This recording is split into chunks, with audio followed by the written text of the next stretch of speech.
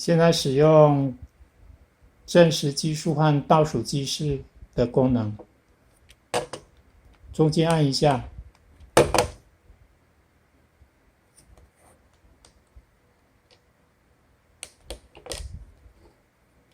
那一般正时计数就是码表功能，从1秒、2秒开始，按左键它就1秒、2秒、3秒的跳。要终止就按右键，再继续再按左键。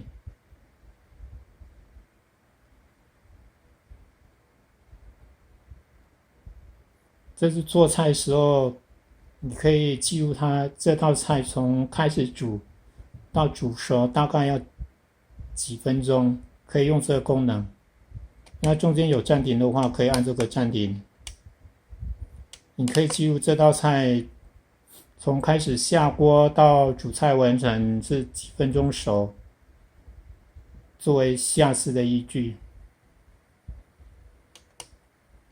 那我们把它暂停，归零是这个2键同时按下去，它就归零了。然后现在是要用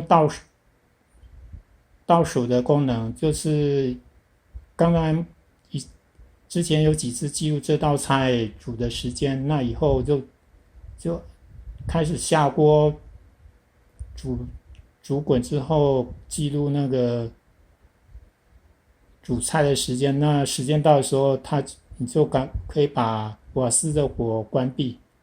那我们设定它已经跳走了，那我们再按一次中间这个键，我们先把它归零。我用倒数设定倒数1分钟好了，按这个键开始倒数59秒，57、56、55。一般做菜会用这个功能，就是根据以前的经验，这道菜煮熟会几分钟，那以后煮这道菜就把它设定几分钟就好。一般像绿豆用压力锅煮，大概是10分钟就会煮熟，就是设定一开始煮的时候就设定10分钟，时间到的时候就闹钟会响，就关瓦斯，绿豆才不会煮太熟，煮出来绿豆会绿绿的，比较好吃。